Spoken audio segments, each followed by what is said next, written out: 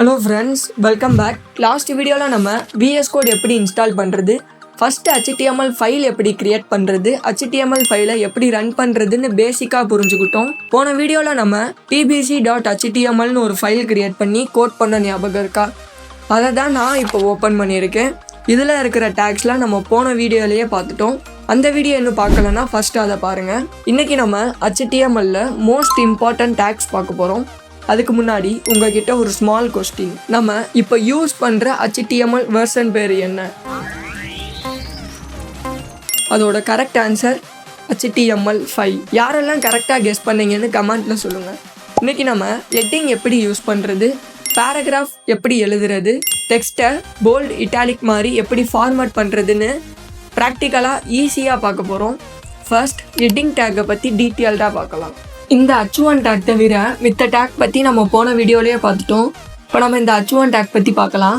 H1னா heading take. இந்த டேக்கை நம்ம main title R ஹெட்டிங்க்கு use பண்ணுவோம். இப்போ நீங்கள் ப்ரௌசரில் பார்த்தீங்கன்னா இது ஒரு பெரிய ஹெட்டிங், ஒரு டைட்டில் மாதிரி இருக்கா. இப்போ ஹெட்டிங்க்கு H1 மட்டும்தான் இருக்கான்னு கேட்டால் அதுதான் இல்லை. நான் இந்த இடத்துல H1 பதிலாக H2 போடுறேன். இப்போ நான் ப்ரௌசர் ஓப்பன் பண்ணிவிட்டு ரெஃப்ரெஷ் பண்ணுறேன். அதே மாதிரி இருக்குது. இதுதான் H2 டேகான்னு கேட்டால் அதுதான் கிடையாது. நம்ம இதை சேவ் பண்ணாமல் ரன் பண்ணிட்டோம். இப்போ நான் Ctrl+S ப்ரெஸ் பண்ணி சேவ் பண்ணிவிட்டு ப்ரௌசர் ஓப்பன் பண்ணி ரெஃப்ரெஷ் பண்ணிங்கன்னா இதுதான் H2. அந்த H1 டேக்கை விட இது குட்டியாக இருக்குல்ல. H1 வந்து கொஞ்சம் பெரிய டேக். அது ஒரு மெயின் டைட்டில், ஒரு ஹெட்டிங்க்கு யூஸ் பண்ணுவோம். இது சப் ஹெட்டிங் இல்லாட்டி சப் டைட்டிலுக்கு இதை நம்ம யூஸ் பண்ணுவோம். இப்படி இந்த மாதிரி ஒவ்வொரு வட்டமும் சேவ் பண்ண உங்களுக்கு கஷ்டமாக இருக்குன்னா Ctrl+, ப்ரெஸ் பண்ணிங்கன்னா உங்களுக்கு ஒரு செட்டிங்ஸ் ஓப்பன் ஆகும். அந்த செட்டிங்ஸில் ஆட்டோ சேவ் அப்படின்னு டைப் பண்ணிங்கன்னா இங்கே பார்த்தீங்களா ஃபைல்ஸ் ஆட்டோ சேவ் அப்படின்னு ஒன்று இருக்குல்ல, இது உங்களுக்கு ஆஃபில் இருக்கும். அதை ஆஃப்டர் டிலேக்கு சேஞ்ச் பண்ணிவிட்டு கேன்சல் கொடுத்துருங்க.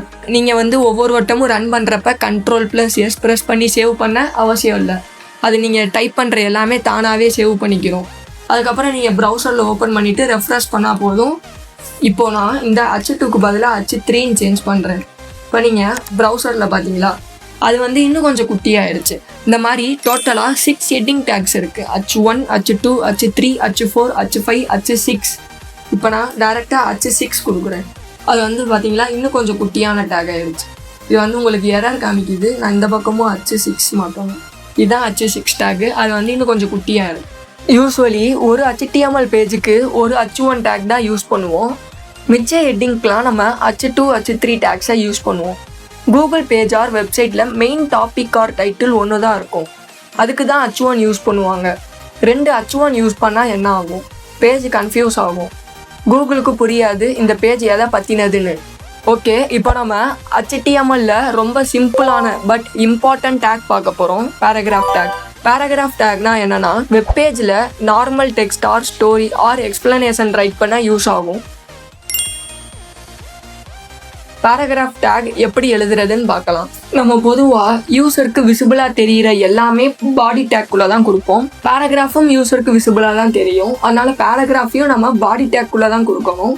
பேராகிராஃப் எழுத open angular bracket P, close angular bracket. உங்கள் பேராகிராஃப் டேக் ரெடி. இந்த open and close paragraph take நடுவில் தான் நீங்கள் உங்களுக்கான பேராகிராஃப் எழுத போகிறீங்க. இப்போ நான் இந்த இடத்துல திஸ் இஸ் அ பேராகிராஃப் அப்படின்னு போட்டு நான் ரன் பண்ணுறேன் பாருங்கள். ரெஃப்ரெஷ் பண்ணோன்னே திஸ் இஸ் எ பேராகிராஃப் அப்படின்னு ஒரு சின்ன லெட்டர் வந்திருக்கு. இப்போ நம்ம சில டெக்ஸ்ட் ஃபார்மேட்டிங் பற்றி பார்க்கலாம். அதுக்கு முன்னாடி கமெண்ட்னா என்ன, HTML கமெண்ட் எப்படி கொடுக்குறது.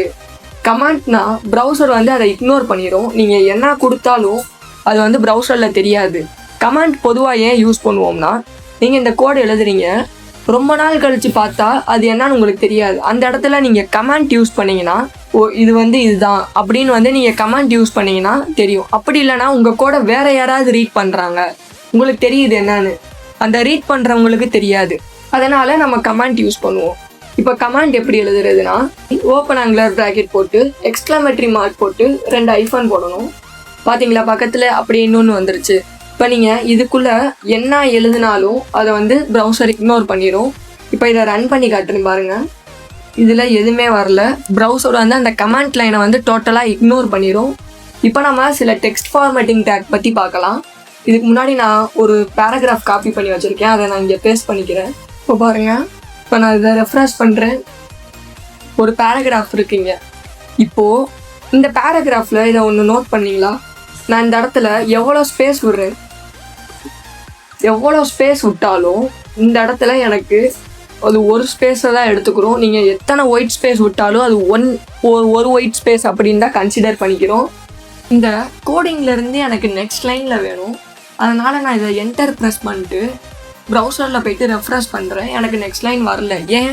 பேராகிராஃப் டேக் வந்து எம்டி ஸ்பேஸ் எல்லாம் இக்னோர் பண்ணிடும். இந்த மாதிரி ஒயிட் ஸ்பேஸ் எல்லாம் வந்து இக்னோர் பண்ணிடும். அப்போ இதை நெக்ஸ்ட் லைனில் கொண்டு போக முடியாதா அப்படின்னு கேட்டால் முடியும். இதுக்கு ஒரு டேக் இருக்குது, பிஆர் அப்படின்னு. இந்த டேகோட வேலை என்னென்னா பிரேக் லைன். இதை வந்து பிரேக் லைன்னா இதை வந்து நெக்ஸ்ட் லைனுக்கு கொண்டு போயிடும். அந்த டேகுக்கு அடுத்து இருக்கிற லைன்ஸ் எல்லாத்தையும் நம்மளுக்கு வந்து நெக்ஸ்ட் லைனில் கொண்டு போயிடும். இதான் அந்த பிரேக் லைனோட வேலை.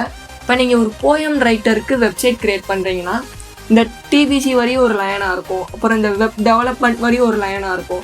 அப்போ ஒவ்வொரு லைனுக்கு முன்னாடியும் நீங்கள் பிஆர் அப்படின்னு கொடுத்துக்கிட்டே இருக்கணுமானா இல்லை. நீங்கள் அதுக்கு பதிலாக இந்த பேராகிராஃப் டேக்கு பதிலாக ப்ரீ அப்படின்னு ஒரு டேக் யூஸ் பண்ணலாம். இப்படி யூஸ் பண்ணுறப்ப நீங்கள் எவ்வளோ ஒயிட் ஸ்பேஸ் கொடுத்தாலும் அதை அப்படியே கன்சிடர் பண்ணிக்கிட்டு உங்களுக்கு ஒயிட் ஸ்பேஸ் வந்து டிஸ்பிளே பண்ணும். இப்போ நான் இதை ரெஃப்ரெஷ் பண்ணுறேன். பார்த்தீங்களா, இங்கே ஏன் இந்த மாதிரி வருது அப்படின்னு கேட்டிங்கன்னா இது வந்து இதையும் வந்து ஒயிட் ஸ்பேஸாக கன்சிடர் பண்ணிக்குது. இப்போ இதை போக்கணும்னா நீங்கள் பேக் ஸ்பேஸ் கொடுத்தா போயிடும். இப்போ ரெஃப்ரெஷ் பண்ணுறேன். பார்த்தீங்களா, இப்போ உங்களுக்கு வந்து நெக்ஸ்ட் லைனில் வந்து நீட்டாக வரும். இப்போ நான் அதை பேராகிராஃப் டேக்னே வச்சுக்கிறேன்.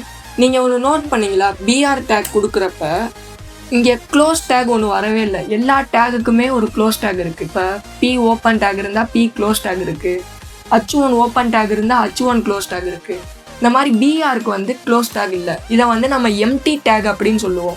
க்ளோஸ் டேக் இல்லாததை வந்து நம்ம எம்டி டேக் அப்படின்னு சொல்லுவோம்.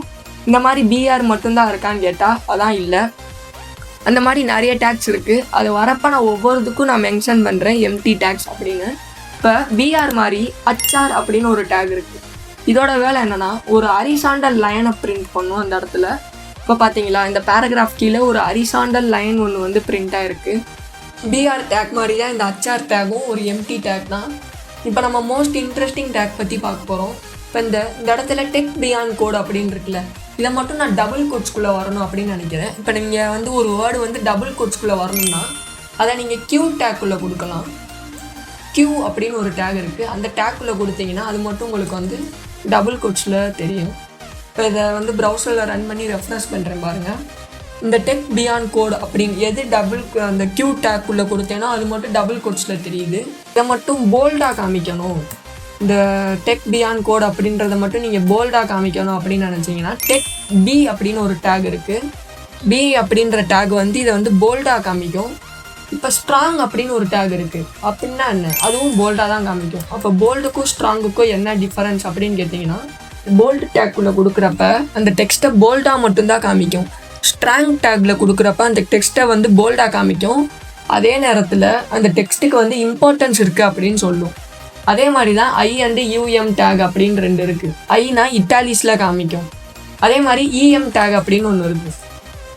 இஎம்மும் இட்டாலிஸில் தான் காமிக்கும், ஆனால் இந்த வேர்டுக்கு இம்பார்ட்டன்ஸ் இருக்குன்னு சொல்லும். எப்படி போல்ட் அண்டு ஸ்ட்ராங் டேக் வந்து சேமு ஆனால் டிஃபரெண்ட், அப்போ அதே மாதிரி ஐ அண்டு இஎம் டேக்கும் சேமு ஆனால் டிஃபரெண்ட். அந்த மாதிரி தான் இப்போ யூ அப்படின்னு இருக்குது. யூ அப்படின்னு ஒரு டேக் இருக்குது. யூனா அந்த டெக்ஸ்ட்டை வந்து அண்டர்லைன் பண்ணி காமிக்கும். நம்ம சின்ன வயசுலலாம் டீச்சர் லெசன் நடத்துகிறப்ப எல்லோ கலர் ஹைலைட்டரை வச்சு இம்பார்ட்டன்ட் வேர்டெல்லாம் மார்க் பண்ணுவோம் தெரியுமா. அந்த மாதிரி தான் இந்த மார்க் டேகும் எல்லோ கலரில் ஹைலைட் ஆகும். அந்த நீங்கள் எந்த வேர்டு வந்து அந்த மார்க் டேக்குள்ளே கொடுக்குறீங்களோ அதை மட்டும் எல்லோ கலரில் வந்து ஹைலைட் ஆகும். இப்போ இந்த ஸ்மால் அப்படின்னு ஒரு டேக் இருக்குது. ஸ்மால்னா அந்த வேர்டு மட்டும் உங்களுக்கு வந்து ஸ்மாலாக காமிக்கும். இப்போ டெல் அப்படின்னு ஒரு டேக் இருக்குது. டெல்லாம் நம்ம மோஸ்ட்லி டூ ஆப்ஸ்க்கு யூஸ் பண்ணுவோம். நீங்கள் ஒரு டாஸ்க் இருக்குது, அந்த டாஸ்க்கை கம்ப்ளீட் பண்ணிட்டீங்கன்னா ஒரு அண்டர்லைன், அந்த வேர்டை வந்து அடித்த மாதிரி ஒரு லைன் போடுவீங்களே, அதான் டெல். இன்னும் நான் அந்த டாஸ்க்கை கம்ப்ளீட் பண்ணலை, இன்னும் கம்ப்ளீட் பண்ணாமல் இருக்குது சொன்னோம்னா அது ஐஎன்எஸ் கொடுக்கலாம். ஐஎன்எஸ்னால் கீழே அண்டர்லைன் வரும். இப்போ யூக்கும் ஐஎன்எஸ்க்கும் என்ன வித்தியாசம்னா, யூனா ஜஸ்ட் அது வந்து அண்டர்லைன் மட்டும்தான் பண்ணும். ஐஎன்எஸ்னால் இன்னும் இந்த டாஸ்க்கு கம்ப்ளீட் பண்ணாமல் இருக்குது அப்படின்னு சொல்கிறதுக்கு நம்ம ஐஎன்எஸ் டேக் வந்து யூஸ் பண்ணுவோம். இப்போ எஸ்யூபி எஸ்யூபி அப்படின்னு 2 டேக் இருக்குது. மோஸ்ட்லி இந்த 2 டேகுமே நம்ம வந்து கெமிக்கல் ஃபார்முலாஸ் மேக்ஸ் ஃபார்முலாஸ்க்கு வந்து இது வந்து யூஸ் பண்ணுவோம். இப்போ வாட்டரோட கெமிக்கல் ஃபார்முலா வந்து H2O, அதுக்கு வந்து ஒரு டேக் இருக்குது SUB. அந்த 2 வந்து கீழே வரணும்ல, அதுக்கு தான் நம்ம SUBக்குள்ளே அந்த 2 கொடுப்போம். இப்போ இதை ரன் பண்ணி காமிக்கிறேன் பாருங்கள். H2O அப்படின்னு வந்து இருக்குது, அந்த 2 அப்படின்றது வந்து கீழே இருக்குது. இதான் வந்து அந்த SUBயோட டேகோட வேலை. இப்போ SUP அப்படின்னு ஒரு டேக் இருக்குது. SUPனா இந்த மேக்ஸில் ஃபார்முலாஸ்லாம் பார்த்தீங்கன்னா A² அந்த மாதிரி 2 வந்து மேலே இருக்கும். இப்போ அந்த 2 மேலே போகணும்னா SUP அப்படின்ற டேக்குள்ளே கொடுத்தீங்கன்னா இந்த 2 வந்து மேலே போயிடும். பார்த்தீங்களா, H2O A² அப்படின்னு இருக்குது. இப்போ உங்களுக்கு இது நெக்ஸ்ட் லைனில் வரணும்னா இந்த டேகுக்கு நடுவில் வந்து BR டேக் கொடுத்தீங்கன்னா உங்களுக்கு நெக்ஸ்ட் லைனில் வந்துடும். இப்போ ஒரு இன்ட்ரெஸ்டிங்கான டேக் ABBR அப்படின்னு ஒரு டேக் இருக்குது. ABBRனா அப்ரிவேஷன் டேக் அப்படின்னு அர்த்தம். அப்ரிவேஷன் டேக்னா ஒரு ஷார்ட் ஃபார்மை ஃபுல் ஃபார்மாக மாற்றணும். இப்போ TBC அப்படின்றது இங்கே ஷார்ட் ஃபார்ம். இந்த ABBR டேக்குள்ளே கொடுத்தீங்கன்னா இப்போ இதை எப்படி ஃபுல் ஃபார்மாக காமிக்கிறது, டைட்டில் அப்படின்றதுக்குள்ளே அதோட ஃபுல் ஃபார்ம் நம்ம எழுதணும்.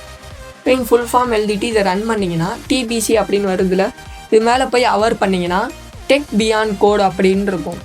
அவ்வளோதான், நம்ம ABBR டேக்கையும் பார்த்தாச்சு. உங்களுக்கு ஏதாவது டவுட் இருந்தால் கமெண்ட்டில் கேளுங்க, கண்டிப்பாக நான் அதுக்கு ரிப்ளை பண்ணுறேன். நான் இந்த டேகை மிஸ் பண்ணிட்டேன் அப்படின்னு உங்களுக்கு தோணுச்சுன்னா கமெண்ட்டில் சொல்லுங்கள். நெக்ஸ்ட் வீடியோவில் அந்த டேகையும் சேர்த்து பார்க்கலாம். நெக்ஸ்ட் வீடியோவில் நம்ம லிங்க்ஸ் அண்ட் நேவிகேஷன் டேக்ஸ் பற்றி பார்க்க போகிறோம். வீடியோ பிடிச்சிருந்தால் லைக் பண்ணுங்கள், சேனலை சப்ஸ்கிரைப் பண்ணிக்கோங்க. கமெண்ட்டில் சொல்லுங்கள் HTML getting easyன்னு. Let's build something amazing together.